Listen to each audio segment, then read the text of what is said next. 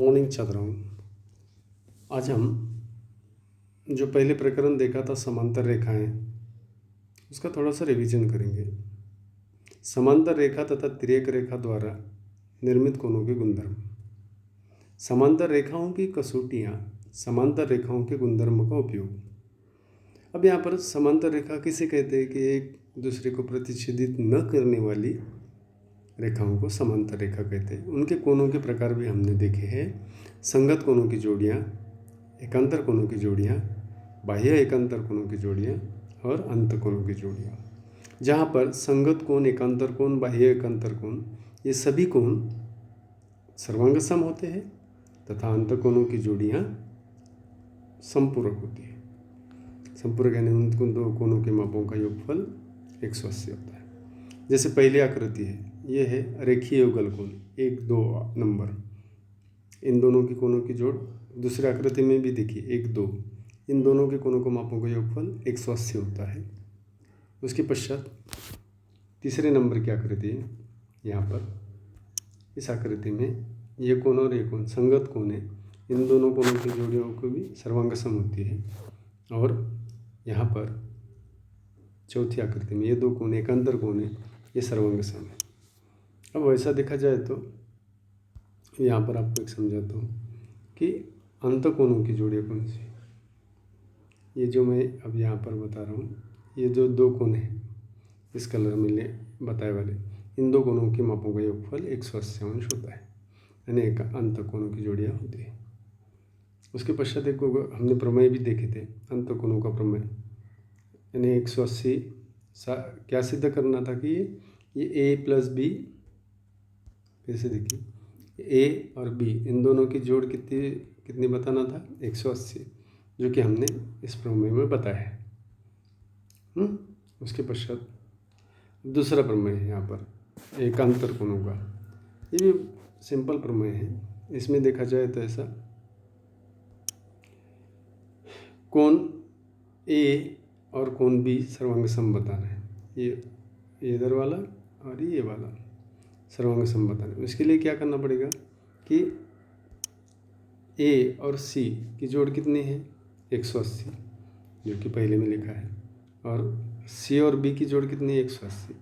ये दोनों समान आते हैं तो सी कट जाता है, ये भी हमने देखा है, इसलिए ए और बी समान है। उसी प्रकार यहाँ पर भी उसी प्रकार बताना है। इस आकृति में भी बी प्लस डी, यानी बी और डी ये एकांतर कोण सर्वांग सम बताना है। एकांतर कोण सर्वांग सम बताने के लिए क्या करना पड़ेगा, डी और सी, उसी प्रकार से डी और सी 180, सी और बी 180, फिर सी कट जाएंगे, डी और बी, यानी एकांतर कोण और संगत कोणों की जोड़ियों के गुणधर्म यहाँ पर सिद्ध होते हैं। उसके पश्चात आकृतियों में कुछ प्रश्न है ना। अभी इस आकृति में 2.1 का प्रश्न देखेंगे। एक्चुअल में देखा हुआ है, फिर से और एक बार जाते जाते फास्ट रिवीजन। तो पी आर, ये सब आकृति में आर एच डी ये कोण का माप कितना है। अब 180 में से 85 माइनस होगा, कितना आएगा 180 माइनस 85 बराबर, जल्दी बोलिए 95। कितना आया 95, यानी इस कोण का माप आया 95 अंश। अब ये 95 है तो इसका अर्थ कितना आएगा उसका, ये 95, अभी जो डॉट बताया उसका।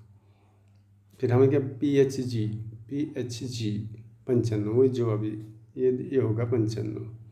एच जी एस ये 95 होती है, ये 85, क्योंकि ये इसका संगत है ना। ऐसे एम जी के ये 85, इसलिए ये भी 85।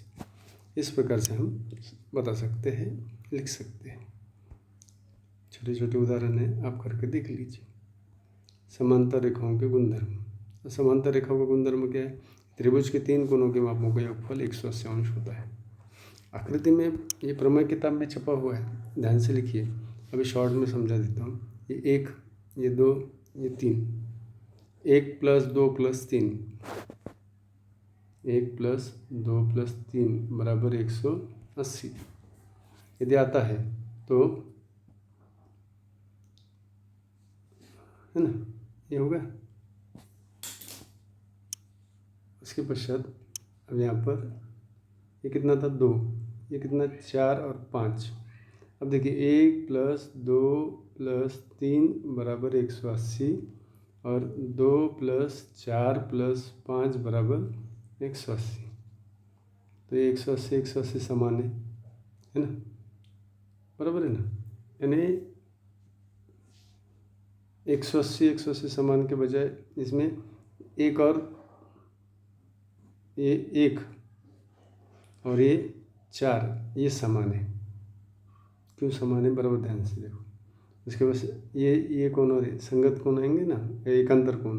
उसी प्रकार ये कोण और ज़्यादा हो गया कलर, ये कोण और ये कोण समांतर रेखा है ना, तिर्यक रेखा एकांतर कोण। उसी प्रकार ये और ये एकांतर कोण, यानी ये सब समान है। यानी 1 2 3 है तो 1 के बदले 4 लिखा है। यानी ये त्रिभुज के तीनों कोणों के मापों का योगफल 180 अंश होता है, ये सिद्ध होता है। उसके पश्चात समांतर की कसौटियाँ दी गई है। दो समांतर हो तो किस प्रकार से होता है, उसी कसौटियों का प्रमेय है जो आपको लिखना है। और 2.2 में उदाहरण देखेंगे। एक उदाहरण देख लो यहाँ पर।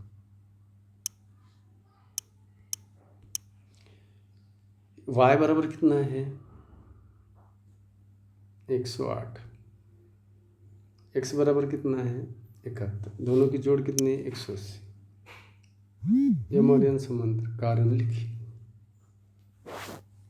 कोण यानी कारण क्या लिखेंगे आंसर में, कोण x प्लस कोण y बराबर 180।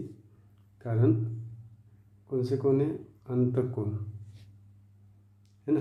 और अंतः कोणों को मापों का योगफल 180 होता है। यानी अंतः कोण कसौटी के अनुसार ये दो रेखाएं समांतर है।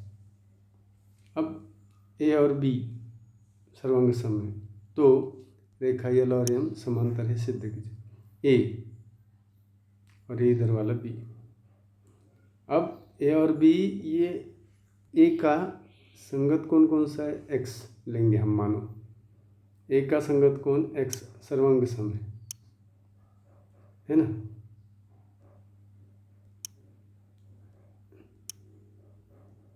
सर्वांग सम कोण उसके पश्चात यक्स बी के सर्वांग सम है, बराबर। तो संगत कोण कसौटी के अनुसार ये दो समांतर है। ऐसे छोटे छोटे उदाहरण है, ज़्यादा कुछ तकलीफ का काम नहीं है। यहाँ पर खत्म होता है प्रकीर्ण प्रश्न संग्रह। 2 के कुछ उदाहरण और देखेंगे हम। 2 समांतर रेखाओं को किसी तिर्यक रेखा द्वारा प्रतिच्छेदित करने पर तिर्यक रेखा के एक ही और बने कोण अंतः कोणों के मापों का योगफल कितना होता है 180। 2 तिर्यक रेखाओं के द्वारा किसी रेखा द्वारा प्रतिच्छेदित करने पर कितने कोण निर्मित होते हैं 8। 2 समांतर रेखाओं के तिर्यक रेखा द्वारा करने पर बनने वाले कोणों को किसी एक कोण का माप 40 अंश हो तो संगत कोण का माप कितना होता है 40, क्योंकि संगत कोण सर्वांग सम होते हैं। कोण ABC ए 76 48 तो कोण C का माप कितना, यानी इन दोनों की जोड़ करना है। कितने आती है 124, उसमें से 180 में से माइनस करना है तो कितना आएगा 56 अंश। ओके, यहाँ तक होगा। फिर उसके बाद 5वां है, दो समांतर रेखाओं को किसी तिर्यक रेखा द्वारा प्रतिच्छेदित करने पर बनने वाले एकांतर कोणों की जोड़ी में से यदि एक कोण का माप 75 अंश हो तो दूसरे का कितना होता है, एकांतर कोणों का माप क्या होता है सर्वांग सम 75। इस प्रकार से हमें छोटे छोटे प्रश्न हैं वो भी देखेंगे, जो आपको हल होते हो कीजिए, नहीं होते हो बाद में और रिवीजन में देखेंगे। ठीक है, थैंक यू।